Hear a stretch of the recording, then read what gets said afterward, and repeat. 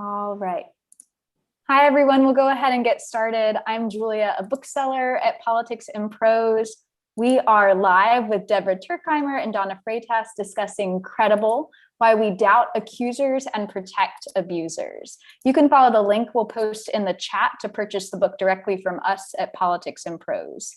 If you have a question this evening, use the Q&A feature at the bottom of your screen. We'll move to questions in the last portion of the discussion, though we apologize in advance if we run out of time. Before we begin, we do want to sincerely thank all of you out there for joining us. We're really grateful to our loyal family of customers who keep our business and our spirits afloat. It is my pleasure to introduce these authors and this incredible book. Sexual misconduct accusations spark competing claims, her word against his. How do we decide who is telling the truth? The answer comes down to credibility. But as this eye-opening book reveals, invisible forces warp the credibility judgments of even the well-intentioned among us. We are all shaped by a set of false assumptions and hidden biases embedded in our culture, our legal system, and our psyches. Incredible, Why We Doubt Accusers and Protect Abusers, Deborah Tuerkheimer provides a much-needed framework to explain how we perceive credibility, why our perceptions are distorted, and why these distortions harm survivors. Social hierarchies and inequalities foster doubt that is commonplace and predictable, resulting in what Tuerkheimer calls the credibility discount, our dismissal of claims by certain kinds of speakers, primarily women, and especially those who are more marginalized. The hashtag #MeToo movement has exposed how victims have been badly served by a system that is designed not to protect them, but instead to protect the status quo. Credibility lies at the heart of this system. Drawing on case studies, moving firsthand accounts, science, and the law, Tuerkheimer identifies widespread patterns and their causes, analyzes the role of power, and examines the close reciprocal relationship between culture and law, guiding us toward accurate credibility judgments and equitable treatment of those whose suffering has long been disregarded. Deborah Tuerkheimer is in conversation with Donna Freitas, author of over 20 books, both fiction and nonfiction for adults, children, and young adults. Among them are Consent, a memoir of unwanted attention, and Consent on Campus, a manifesto. She has spoken at nearly 200 colleges and universities about her nonfiction research and has written for the Washington Post, the New York Times, the Wall Street Journal, and the Boston Globe. She is currently a member of the faculty at Farley Dickinson University's MFA program. On behalf of Politics in Prose, please join me in welcoming author Deborah Tuerkheimer in conversation with Donna Freitas. Thank you both.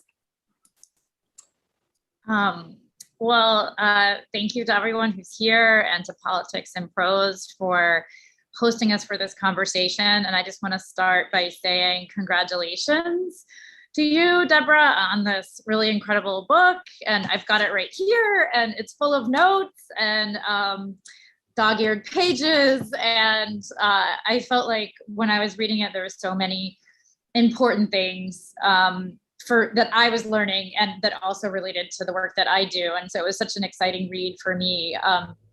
But the first thing I was hoping that you could talk a little bit about is just why did you write this book? You know, what drove you to do this, to do a whole book about, credibility in this topic?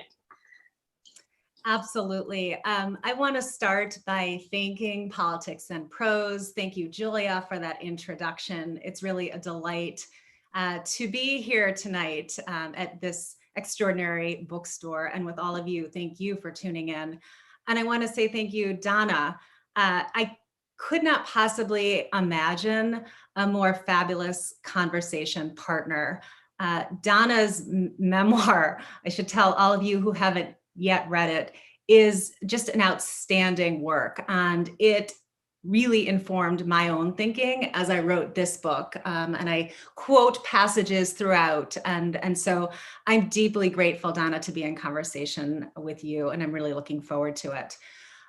So why did I write the book? I've been thinking about credibility for many decades now. I started my career as an assistant district attorney in the Manhattan District Attorney's Office.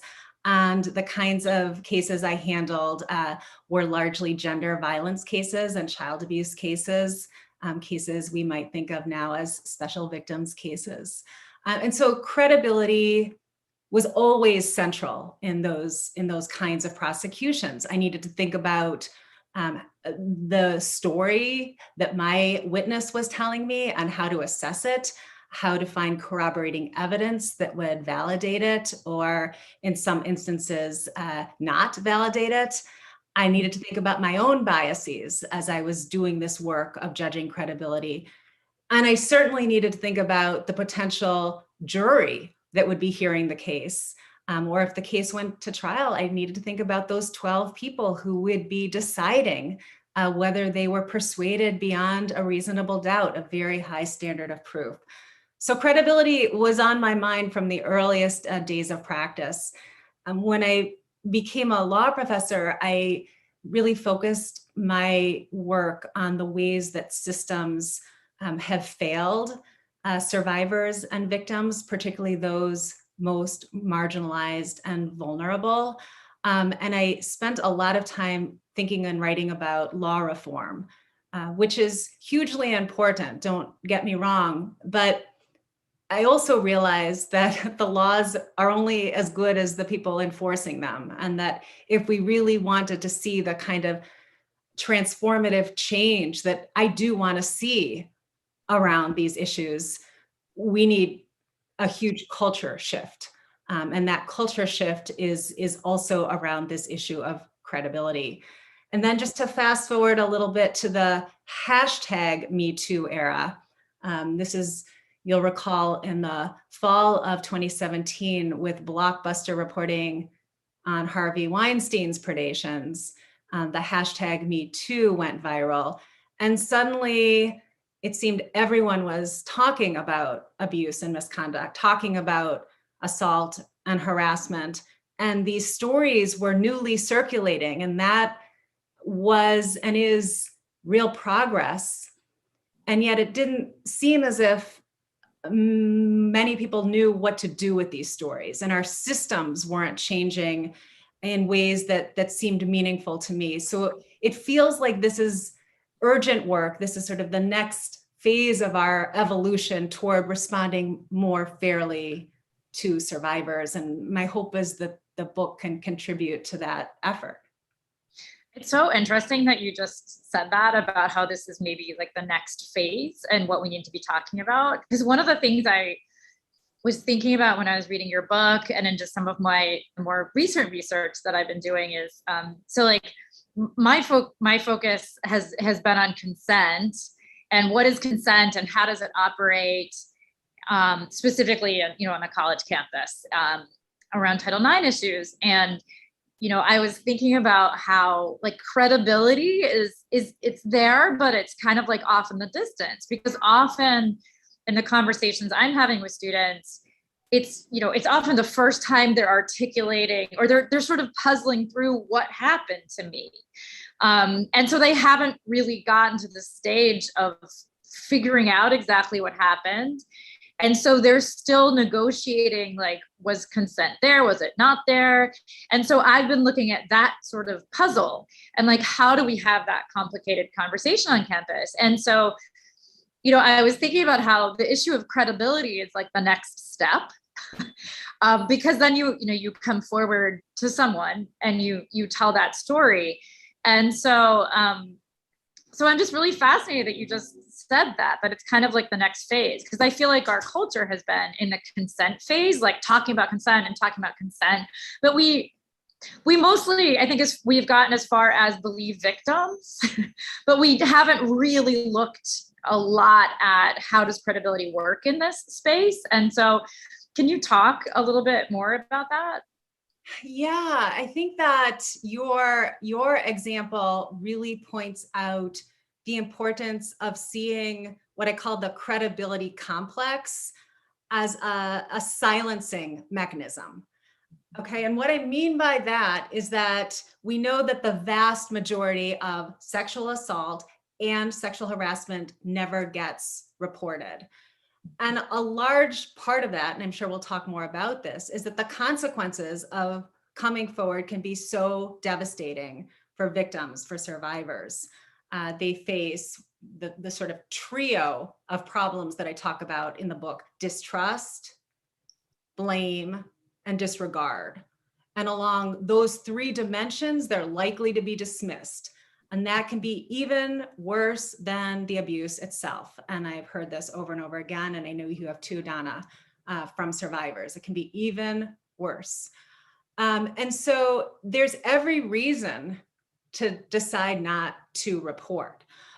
There's another way in which the credibility complex is at work here, and that's that it can be internalized. And I want to be careful about how I talk about this here, but I think the example of sort of struggling to make sense of an experience of, let's say, sexual assault, a lot of that is internalizing the cultural message that you can't be trusted to understand your experience, to make sense of it, to speak authoritatively about it.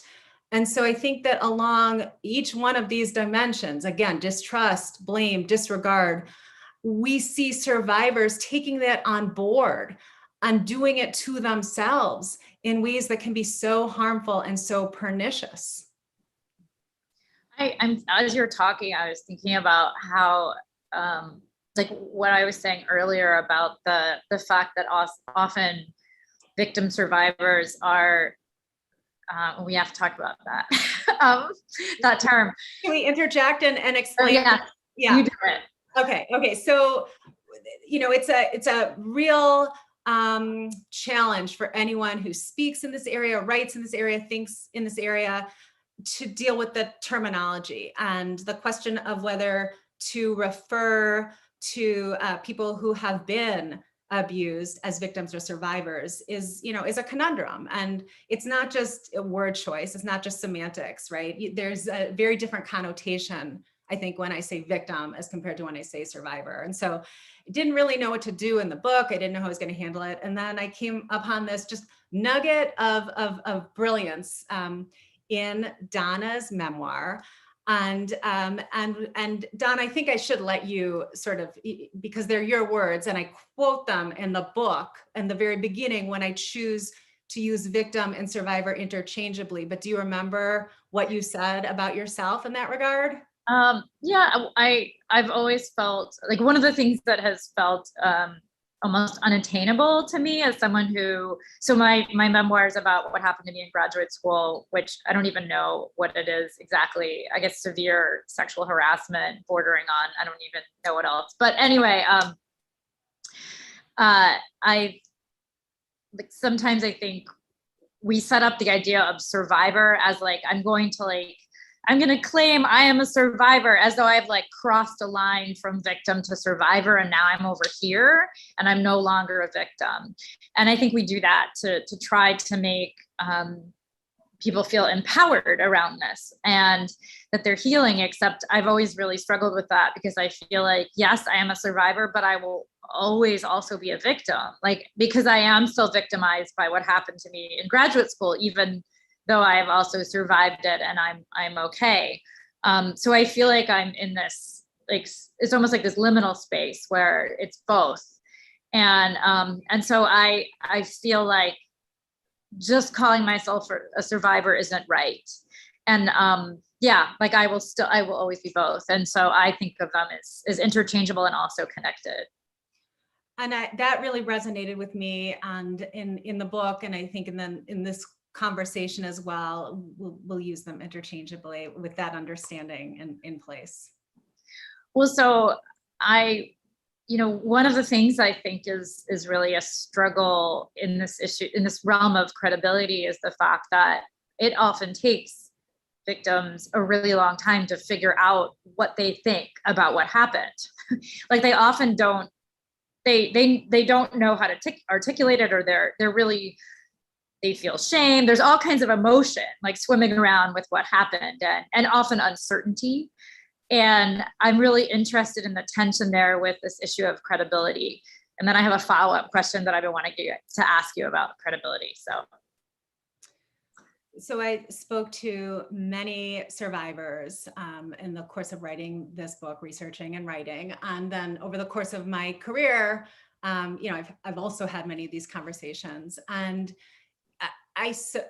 it struck me that very often people were struggling with some questions that I wouldn't have necessarily thought they'd be struggling with. So was this really abuse?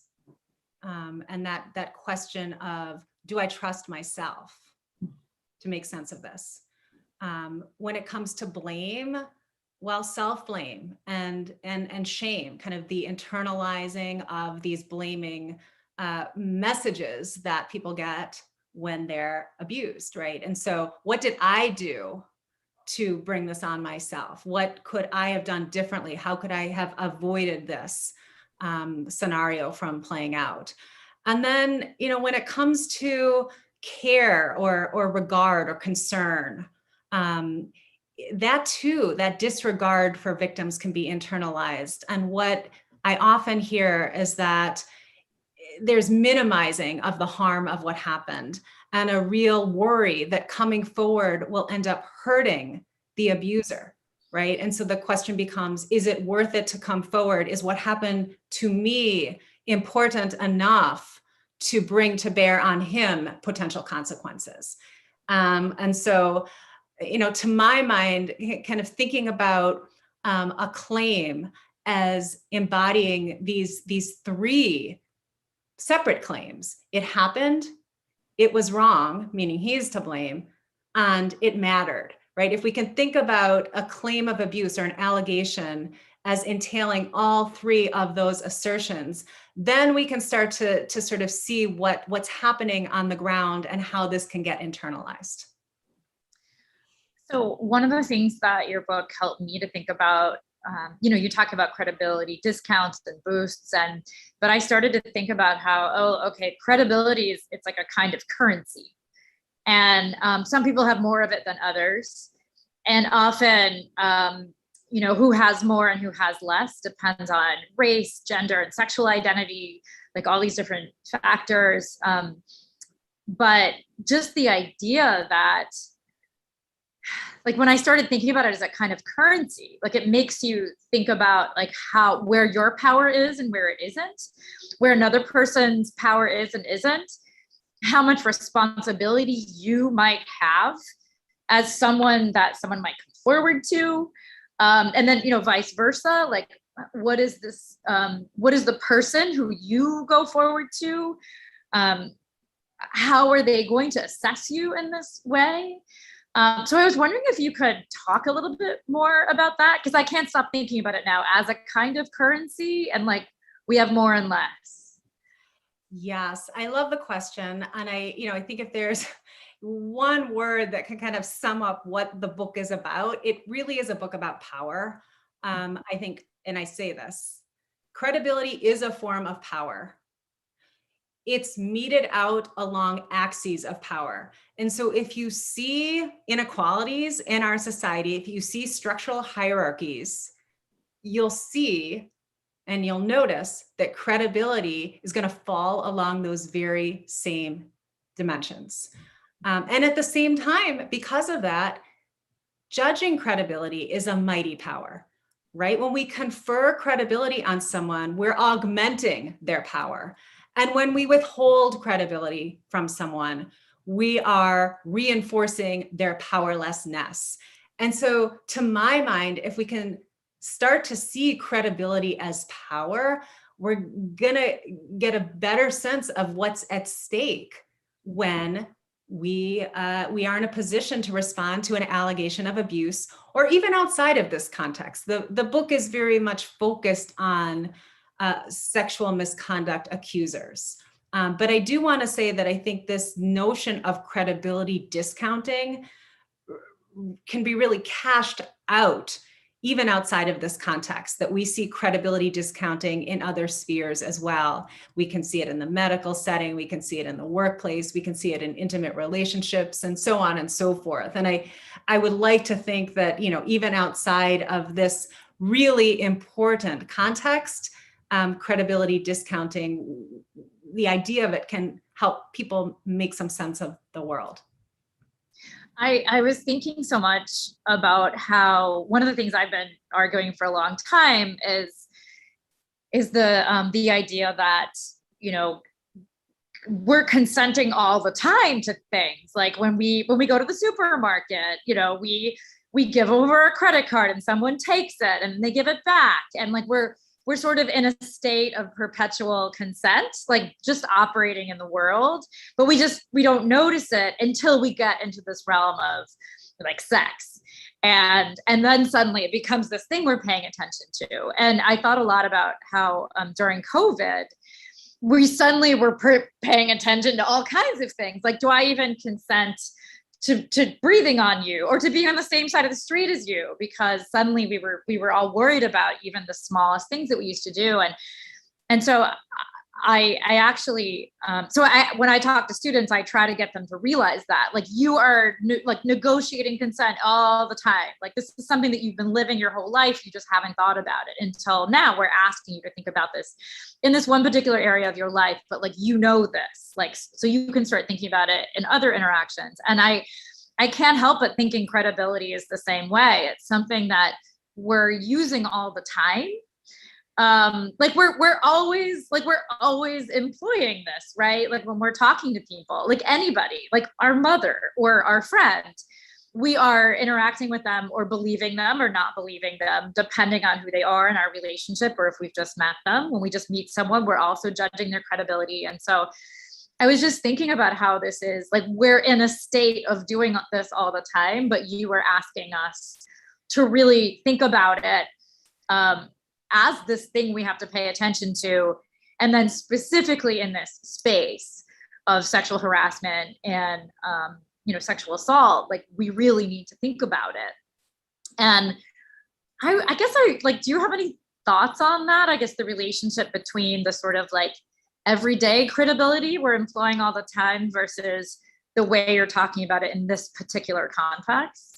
Yeah, I mean, I think that once you have a name for it, like you'll start to see credibility discounting everywhere, in particular where you see power imbalances. And so I'm going to go back to power again and say that, where there's an imbalance, where you have someone who is more vulnerable, more marginalized, making an assertion, particularly an assertion that threatens the status quo, you're more likely to see steep credibility discounts.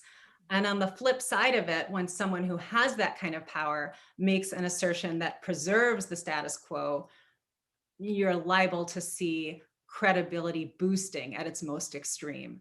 And so if you can follow those lines of power when you think about credibility, I think that can be helpful. One of the other things that you talk about a lot is, or you're asking and you're positing the fact that it's in your subtitle, we give so much credibility to abusers. And where is it that you I wrote this down. Now I can't find it. But that you're essentially, we give so much, you were talking about the care gap, and that we give so much care to offenders, whereas we don't often, with victims. And so I was wondering if you could talk a little bit about that, like the ways that we weight abusers in this context. So often when someone comes forward and makes a claim and says, I was hurt in this way, I was harassed, I was assaulted, the response is not, I don't think that's true, but I really don't care. It's not that important. It's not of concern, at least not enough for me to do anything about it. And I think that can be explained by what I call the care gap. We tend to treat with indifference the claims of certain kinds of people. And on the flip side, we tend to give an excess of regard for those with more power and those in our society who are revered and who have authority and positions of status. And so in that care gap, I think you can find a lot of our responses to cases that are in the news, and even the cases that we deal with in our daily lives. We can make sense of them by understanding that it's not just about believing that something happened, but caring enough to act on that belief. I want to shift a little bit to your area of the courtroom and and law. And we were talking earlier before the event about, I said that, like, for me, coming forward with my accusations in graduate school and then going through my school's process was like the worst thing that ever happened to me. And and you cite Chanel Miller's book, who she's went through that. Know my name. She went through the criminal justice system, and it's just the most tragic. I mean, I think it's one of the most tragic stories that I've ever read about someone who about dealing with the criminal justice system and in this particular realm of sexual assault. And you open the book with Harvey Weinstein and how rare it is, and you're talking about why it is that there was some kind of like justice, or why Harvey Weinstein could be convicted and what it took. And so I was wondering if you could talk a little bit about how this operates in the context of the criminal justice system. And then also I wanted to do kind of a compare contrast thing with Harvey Weinstein and Bill Cosby. I'm sure that you've thought a lot about this, but I'm really curious what your take is on the differences. Like why Harvey Weinstein, I guess you could say, why he was convicted, and then Bill Cosby's was overturned. Yeah. So it's a lot, but it's really all so important. We're talking now about the criminal justice system. Obviously, that's one part of our legal system. And I think some numbers can help to ground us a little bit. According to government estimates that are aggregated, for every 1,000 sexual assaults, about 975 perpetrators walk free. And that's case attrition. And so let's talk about why, and let's talk about the different stages of the process.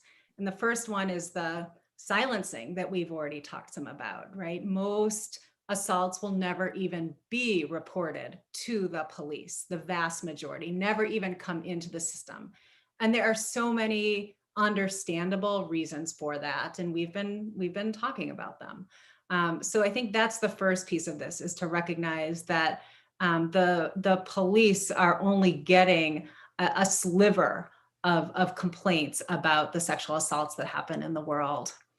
And then, when it comes to police investigations, that credibility discounting is a real problem. And what we often see is that investigations are cut short prematurely, and that the kinds of evidence that could be gathered are not gathered because early on, the investigators decide that the case isn't worth pursuing. And it's often framed as and I don't like the expression, and I talk a lot about why in the book, but a he said, she said, right? It's just a he said, she said. We throw up our arms and we say we can't do anything about it. And so we just stop doing our investigation, and we stop trying to get the evidence that could actually help to move a case forward in the criminal process. So many cases drop out at that stage of the police, at policing stages. And then when cases do get to prosecutors, that's another place where, prosecutors can decide that the case is not provable beyond a reasonable doubt. And, just to remind everyone, there is a high standard of proof beyond a reasonable doubt in every criminal case. And, and rightly so. There's a lot on the line for the accused, for the criminal defendant. But in sexual violence cases, prosecutors will tell you, and I certainly know this to be true, that standard in practice is even higher, and that what you need to do to persuade a jury is even more burdensome in these kinds of cases than it is in others.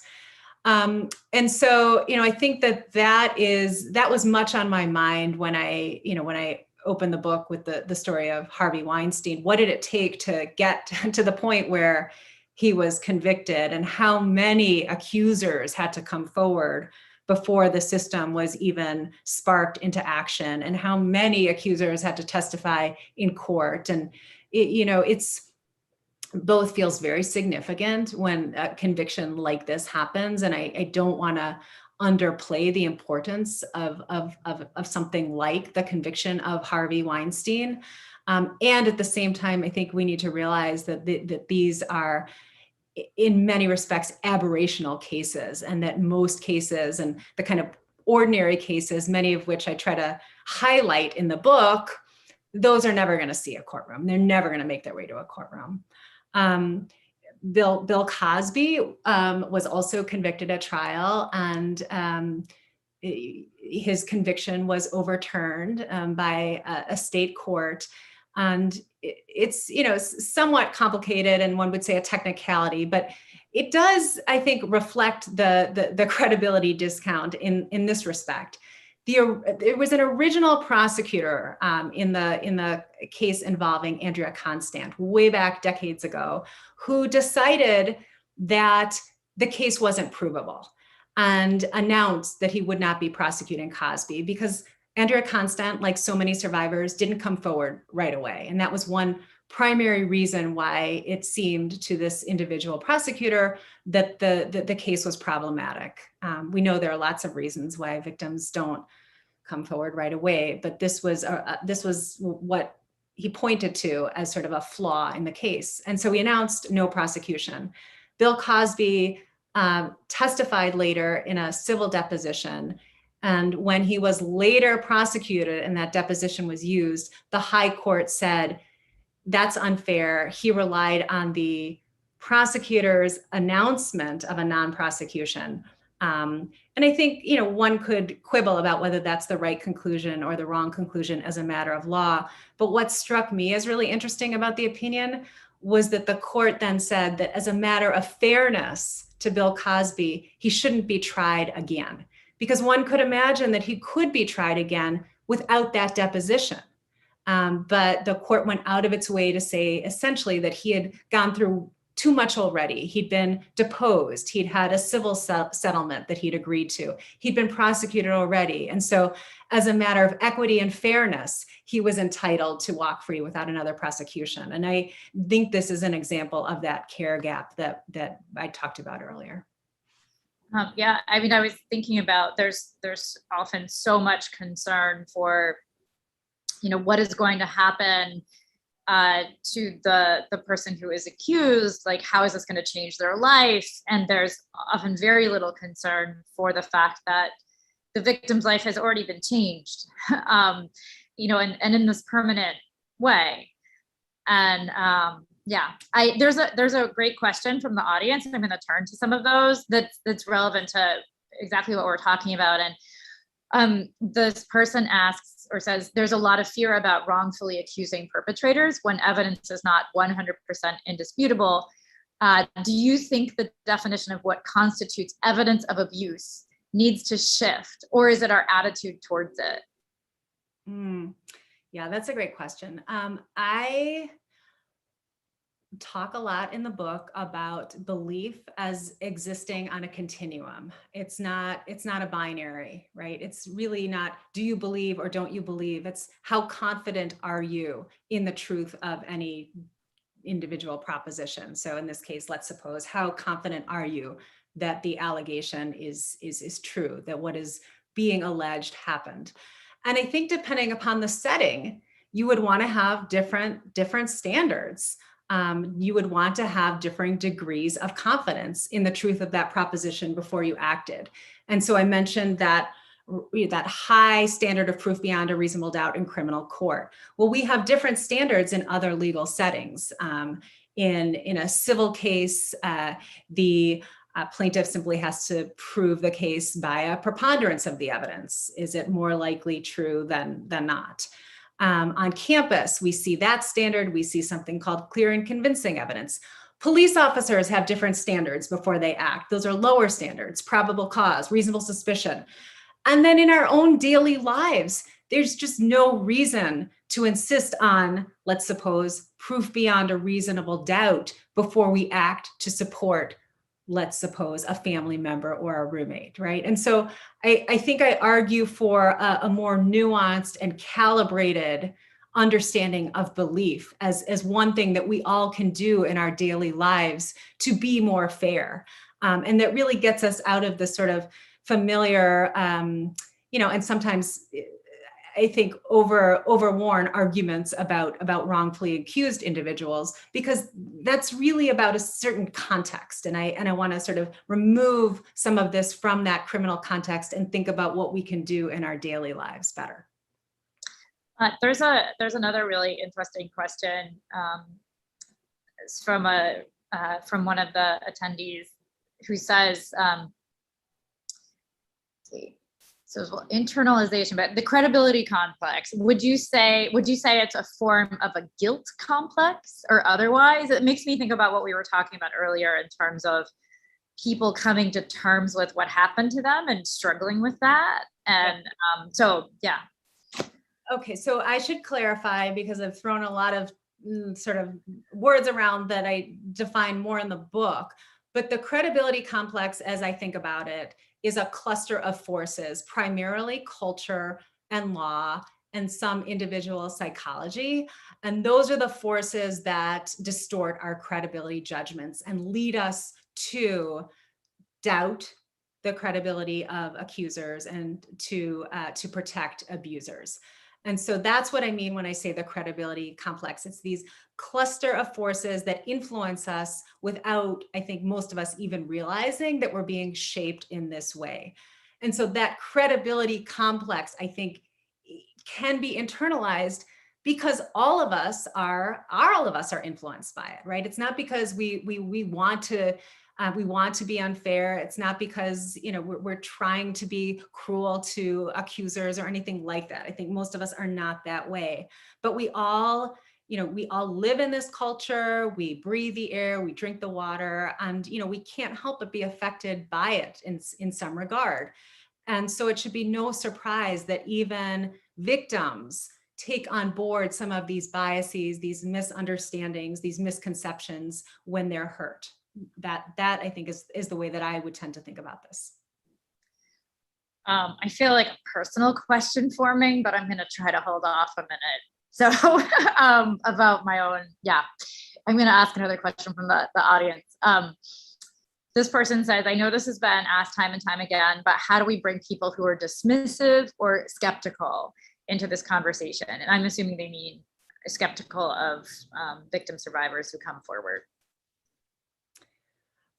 Right. This is hugely important. I mean, it's one of the reasons that I wanted to write the book, was that I have hope that people can be reached by, kind of reasoned arguments and by evidence and by, a display of all of the ways in which more accurate understandings of abuse can help us to be more fair. I try to identify very precisely in the book the myths that I think are clouding our judgment, many of our judgments in this area, the misunderstandings, the misconceptions. And look, at the end of the day, do I think that, we can reach everyone and that we can sort of help everyone to rewire themselves to do better? No, but I do think that there are many well-intentioned people who are genuinely open to the idea that culture and even law are shaping us in ways that we haven't really noticed. And when we become more aware, we can do better. I'm going to sort of touch on the question that was forming in my mind. Like, one of the things that you talk about in the book is you specifically talk about how, we have very few clear-cut ideas about what a sexual assault is. So, for example, like the stranger who jumps out of the alley with a knife, that's sort of like this archetype of what sexual assault is, and then everything else is kind of like over there. And I remember, I'll just be very honest. You've read my memoir. Like, I remember when I was going through what I went through in grad school, which went on for like 3 years, with one of my professors obsessed and harassing me constantly. I kind of longed for, this is going to sound terrible, but I was like, if he would just try to rape me one day, then I could finally do something. Because I wanted something clear cut, because I felt like no one was going to believe me unless there was very explicit violence. And like this story I could go give. And I think so much about how, and when I've interviewed college students, so many of their stories are so complex. And I feel like with our processes and, whether it's on campus or, in the criminal justice system, like those sorts of stories, like what do you do with credibility there when it's not someone with a knife who's attacked you and you may be in a relationship with the person, like they may be your professor, you may have revered them, and like how do you negotiate credibility in that space? You put your finger, I think, right on it when you point to the stranger rape paradigm as just holding on to us and our imaginations in such deep and enduring ways. I think the stranger rape paradigm, and it's, it's largely a myth. Of course, stranger rape does happen, but the vast majority of sexual assault, I think, most people know on some level, is not that. The vast majority of sexual assault happens because it's an acquaintance, it's an intimate, it's a roommate, it's a boss, it's a coworker. And so the stranger rape paradigm is off base, right? It's a myth in some regard. It gives rise to a perfect victim idea that we, I think, often have, and that creates lots of problems for us. What the perfect victim ought to do. The perfect victim is a victim of a stranger rape with a weapon, and she behaves accordingly, and she fights, and she reports immediately, and she has no contact with her assaulter after the fact, et cetera, et cetera. And the stranger rape paradigm also gives rise to this notion that these are monster abusers.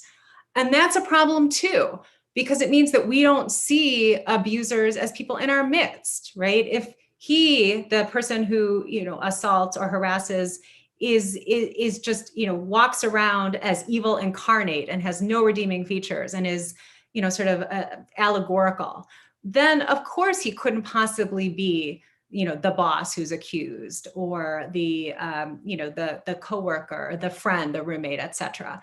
And so this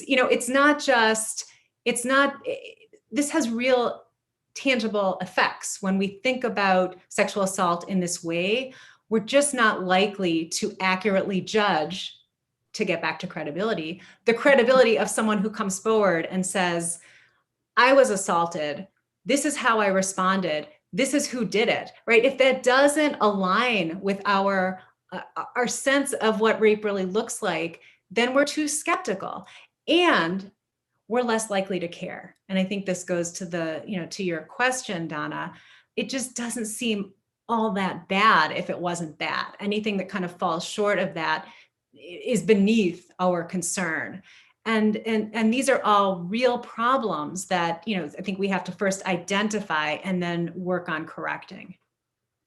I thought a lot about, like, I've done a lot of critiques about the way that we're teaching consent, because we try to simplify it and we tell people like, yes means yes and no means no. We want enthusiasm. And you talked about in the book about New York law and how, it essentially asks non-consent to be like clear. I can't remember the phrase that it is, but like, it essentially has to be like clear and enthusiastic.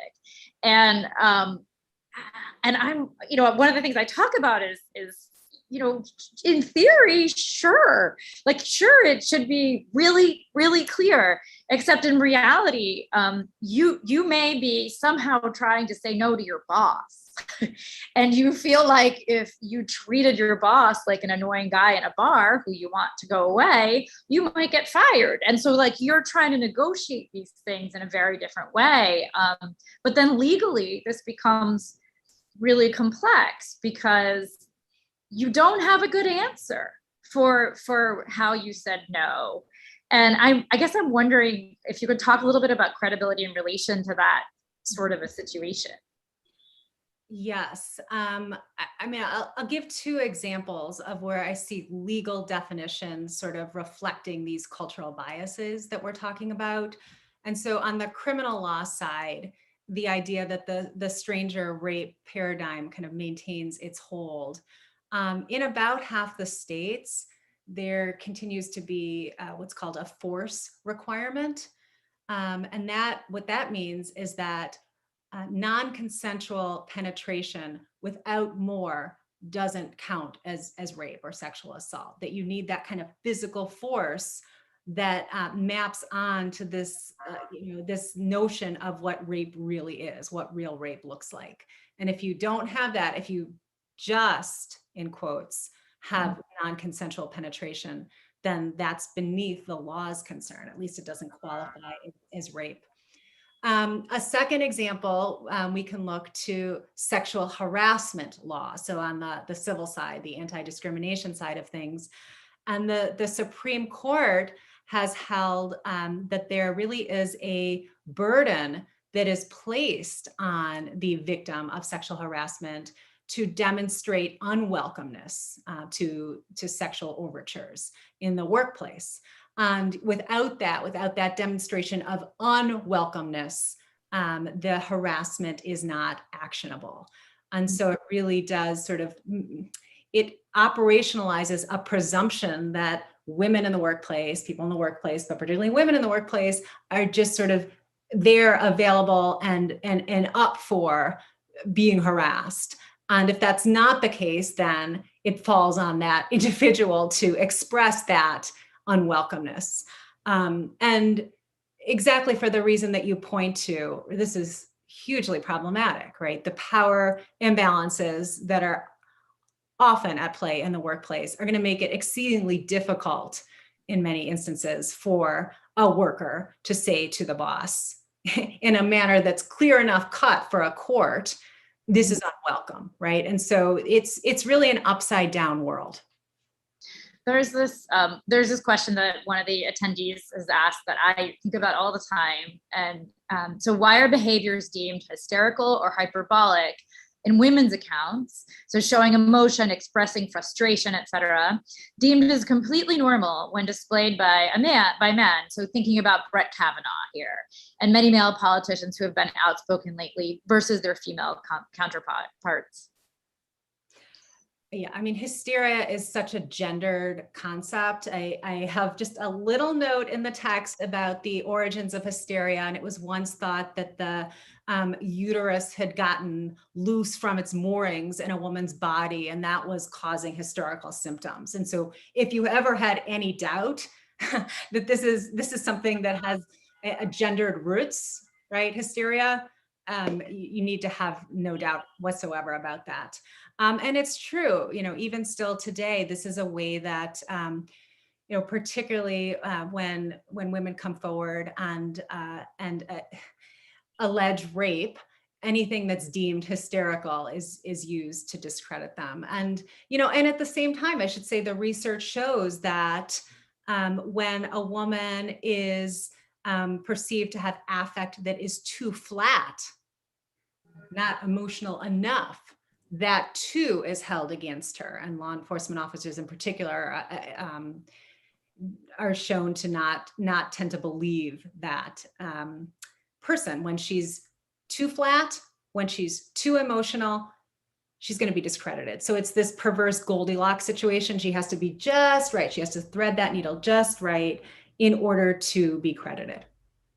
There's another gender-related question here from the audience, and it's kind of long, but they talk about how they know that it's very rare, to have cases where men are falsely accused, such as the Duke lacrosse team situation.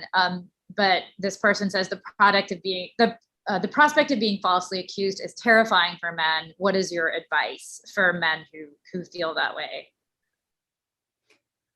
That's a tough one. I don't know that I have any great advice. I think that cases like Duke lacrosse and the Rolling Stone story of Jackie on the UVA campus, those tend to confirm people's worst fears about false allegations. The research suggests, as your the audience member's question suggests, that in fact we have wildly inflated understandings of the likelihood that an allegation is false.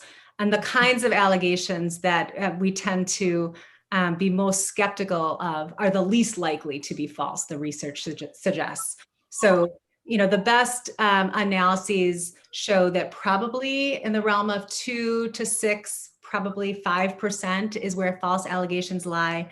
But again, it's the allegations that involve acquaintances and that involve drinking are those that we're most likely to disbelieve, and those are least likely to be false. So, maybe the advice to the person who fears the false allegation is, to become better informed about the likelihood of a false allegation and the kinds of allegations that are most likely to be false, and maybe that will provide some assurance.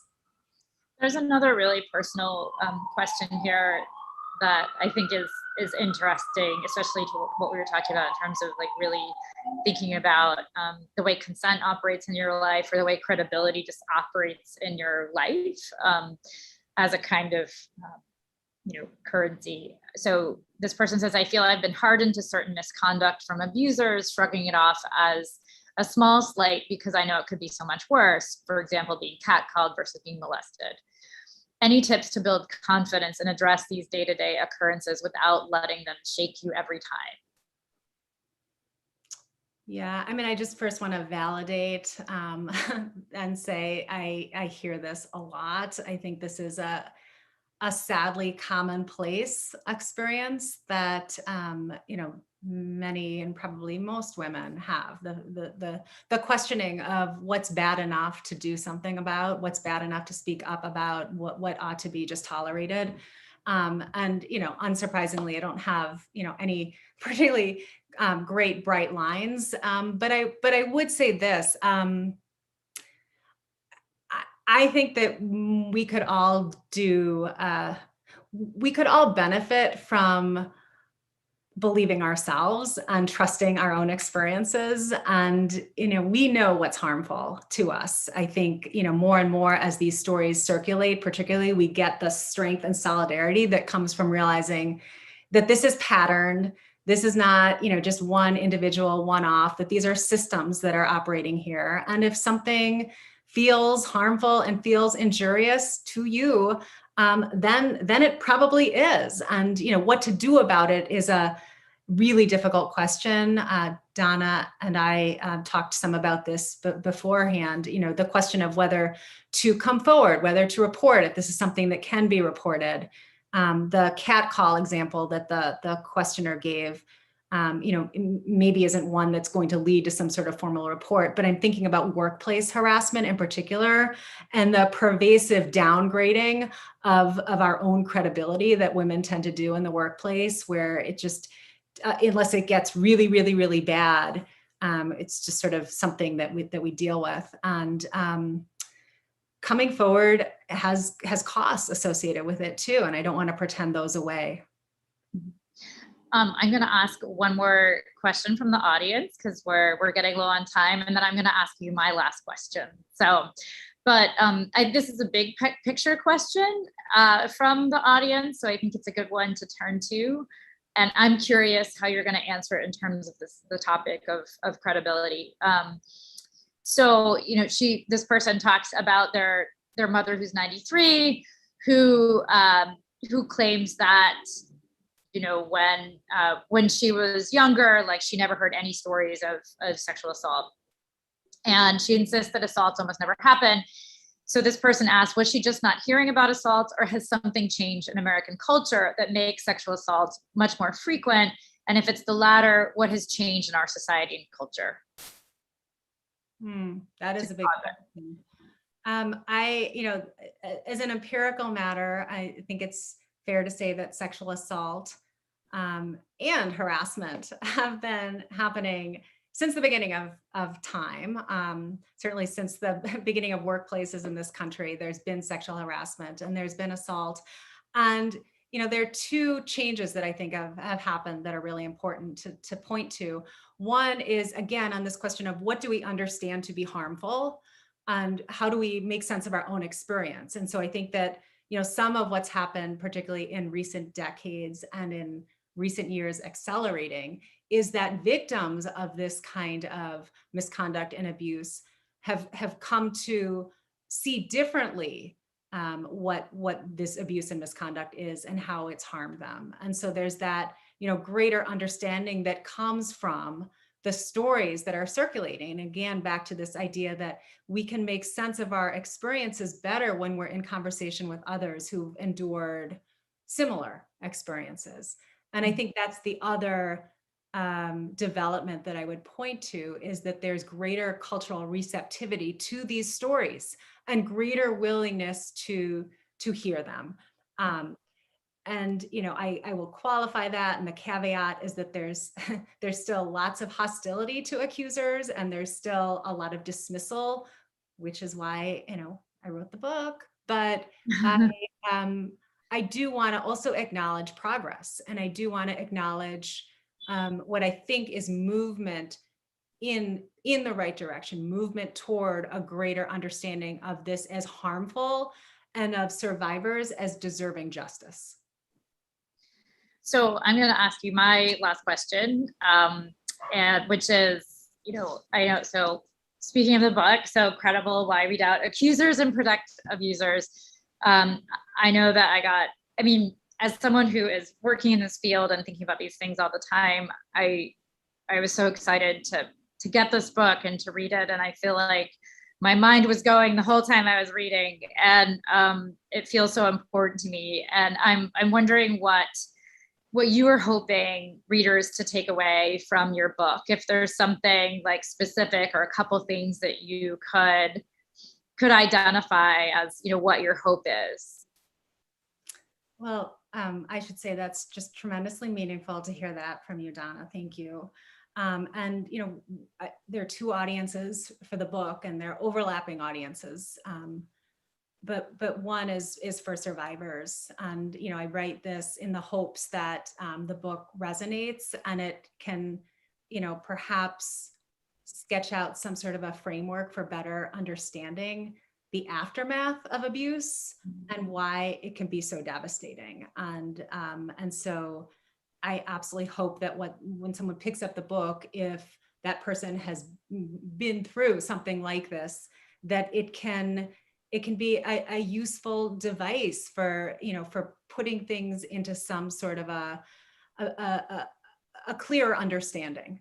And then for people who respond to abuse and people who respond on the jobs, but even more in their daily lives, that this can be a reminder that judging credibility is a mighty power, and that we owe it to one another to wield that power in ways that are as fair and as just as possibly we can do. And so my hope is that the book is a useful guide, and that it can help improve our reasoning in this area and really bring us toward a more just society.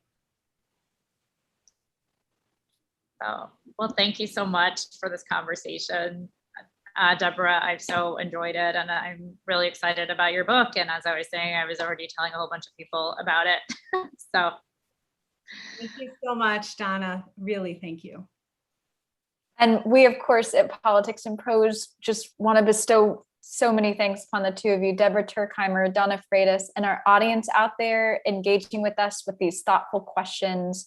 Your patronage and dedication enable us to bring you this important programming, and we can't do it without the book sales to support it. So please follow the link in the chat to get your copy of Credible, which hits our shelves next week. If you don't find it there, just head on over to politics-prose.com on your own time. And while you're there, feel free to check out our events calendar for everything else coming up this fall. And from our shelf stewards, we hope everyone out there is staying safe, staying strong, and of course, staying well-read. We'll see you next time. Deborah and Donna, thank you again so much. Have a great evening. Thank you. Thank you.